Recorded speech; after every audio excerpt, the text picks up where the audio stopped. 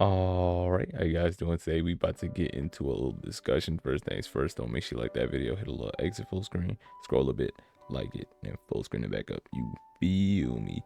So first things first, I just want to preface, I do have a Christian topics playlist if you want to go check that out. It's going to be a lot of things similar to today. It's pretty much just a yap session where I talk about some things in the Christian spotlight, not necessarily like big ticket Christian topics, more so just some stuff that I've seen in my life that I think I could talk about with a Christian spin on it. So first things first, this hoodie. I got this hoodie probably about 2 years ago. Didn't like it at first. I got it in an XL. I'm like a large, so it was oversized. I didn't like the way it fit. I didn't like the way it looked. I have a matching pair of shorts. I wear the shorts all the time, but the hoodie I didn't like.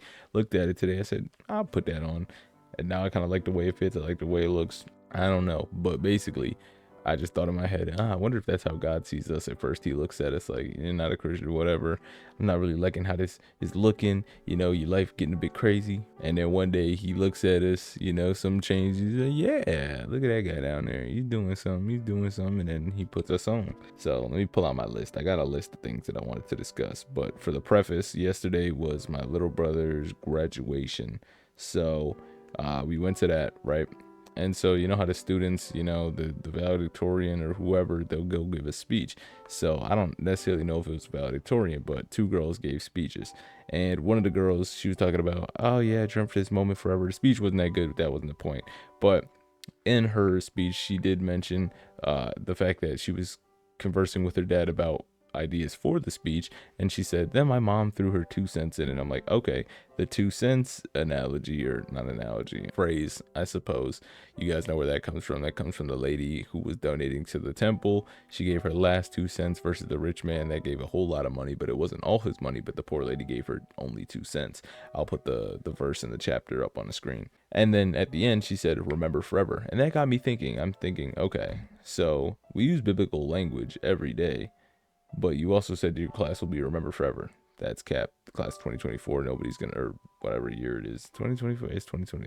Yeah, no one's gonna remember you in like 100 years, bro. But then I really thought God will remember them. But at the same time, what does the Bible say about remembrance? I remembered versus let me put this up on the screen for you. Specifically in the Old Testament, God a lot of the time talked about remembering his good people. God remembered Noah, God remembered Abraham, remembered Rachel, and then this leads to doing things. You know, he remembered Noah and every living thing and all the cattle that was with him in the ark, made the wind to pass and the waters assuaged. The Old Testament uses a lot of repetitious language to get points across, to kind of set the stage for the New Testament, as a good book should. This is the good book. But you know, he destroyed the cities, but God remembered Abraham and sent Lot out of the midst to overthrow the cities in which Lot dwelt. He remembered Rachel and hearkened to her, which basically means to listen, and opened her womb. Joseph remembered the dreams. God remembered his covenant with Abraham, Isaac, and Jacob. This is the same covenant that we have today with through faith.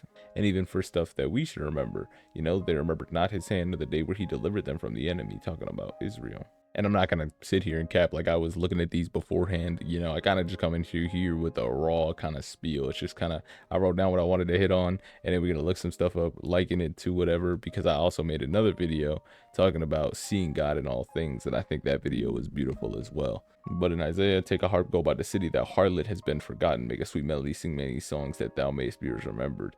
And I think that I can liken this to what we just read in Ecclesiastes, thou harlot that has been forgotten.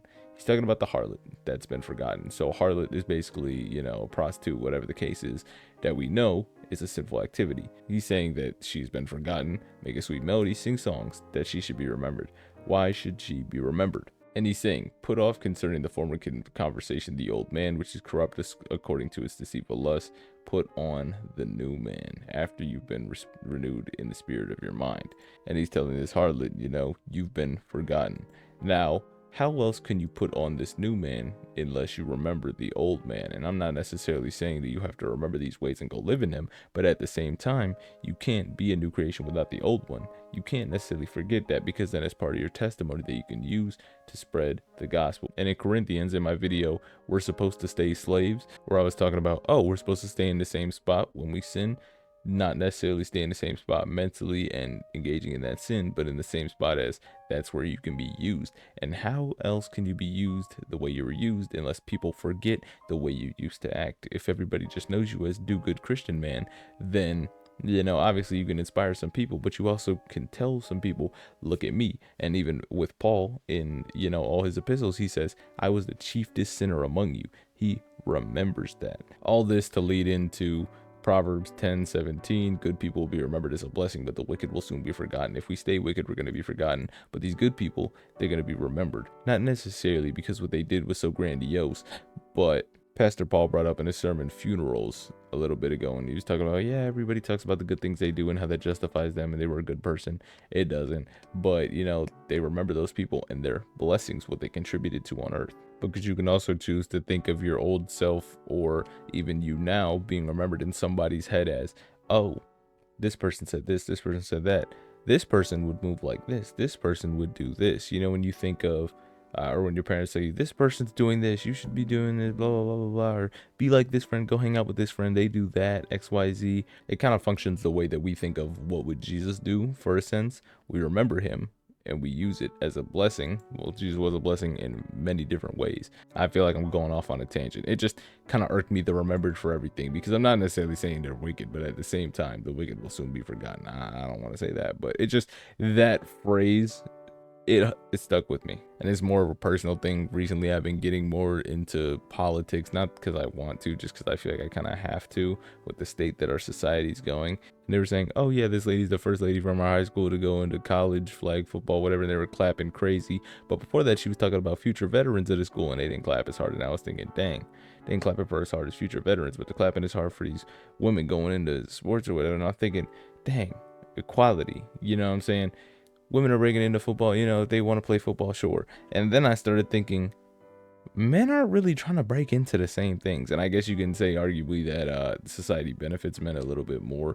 But at the same time, it was kind of a thing when men broke into cheer, but it was also like, they're stronger, they can do that, so they can throw the women higher or whatever the case is. And then there's the gay men that are in there and, whatever. And even me, when I'm going into early childhood education, where only 3% of all kindergarten teachers in America are men. 3% of them. So I don't really know, but there were statistics. There's a New York Times article about early childhood education and male teachers and how, that helps raise them with masculinity and stuff. But also they were talking about breaking down these barriers, but whatever. But now women are not only going to college at a higher rate than men. The article didn't mention that, but that's just already known statistic.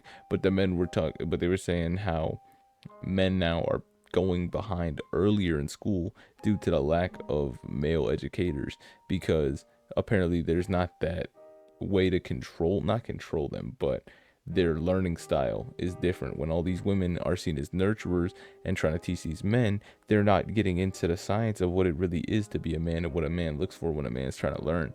One of the guys was talking about, oh yeah, these kids are, they're always excited, they're always moving around, and you can't just say, oh, you're talking too much, you're moving too much, you're disrupting class, and send them out of the classroom. No, it's how do I make my material engaging and want them to be focused, because I can think like they did, and they even look back to their past selves, and we're thinking, oh yeah, I really acted out in class, but that's just because I wasn't engaged, it didn't interest me, so I found other ways to entertain myself. And I even think back to myself. I did that junk. I was a bad kid in school, elementary school. And then, as I got on, I matured a little bit. We got better. And then, you realize you just got to thug it out. So this makes me even more excited to go into my future career field of early childhood education, teaching children, because I think that not only men need a strong male role model, especially now when, what was it, 1 in 5 or 1 in 3 kids nowadays doesn't have a male role model in their household, and that hurts. So not only is it good for them to see what a man of God is, and then also push them to go further up the education ladder. Not necessarily glorifying all education, but I do think it gives a nice disciplinary and structure for a person and applies mental toughness to somebody, Because if you don't learn, okay, some things in life you just have to do. And even I thought about that sitting through that graduation yesterday. I thought, this is 2 hours of my life I'm not going to get back. And this is the last point, the usefulness of the events like this. These events are super worldly. There's nothing, I don't want to recognize this. I don't want people, flying out just to take pictures with me. You're not taking these pictures. I think about that of all the stuff I have nowadays. I'm thinking, when I move out of this house, what am I not going to use? What am I not using now? I can throw half of this stuff away. It doesn't benefit me in any way. Some of it I might keep because it might be useful one day, but a lot of it is just sitting there for vanity. But anyway, I was thinking about that. I thought some people just aren't going to realize, and we talk about this now with iPad kids, they sit everywhere at their iPad. Imagine two grandparents who want to take their kids out to dinner and their kids just sitting there on their iPad the whole dinner when they're trying to talk to them, and whatever the case is, and they can't sit there and thug out the fact that they're gonna have to sit there with their grandparents and talk for about an hour, but after that it's gonna be over. People just don't have that mindset nowadays. Our attention spans are so low. And even yesterday when we were celebrating and whatever, and we were hanging out together, I'm sitting there playing a game on my phone. They're like, what will we do without these phones being invented? I was like, I'd probably just be reading somewhere. But that was different.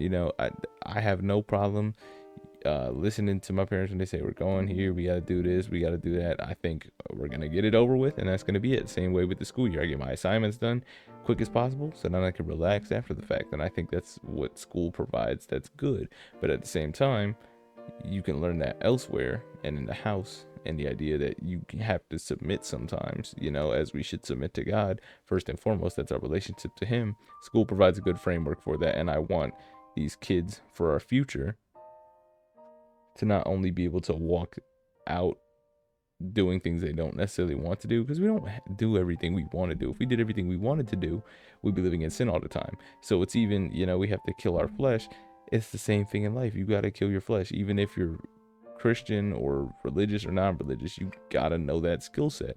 And I think that it's a good thing to instill. And even then, they'll be able to see the parallels when it comes to being a Christian and maybe do that. And I don't want to get kicked out of the house or kicked out of the school for promoting Christianity to kids, but I'm not going to do it straight up. Like, I heard they were talking in schools one time. A teacher said they have to talk about him as the big man upstairs. They can't say God because that's too much whatever. And then I was thinking about yesterday also the influence that the devil has had on this world. Remember when this country was founded? It was founded for religious freedom, and then also we did a separation of church and state. So I'm thinking, okay, people came over here because they wanted to be religious, and then as soon as they started to be religious, they said, all right, we're not going to have religion rule our government, but we wanted to be religious. But you took the religion out as soon as we got over here for the government, so that we would be ruled without religion.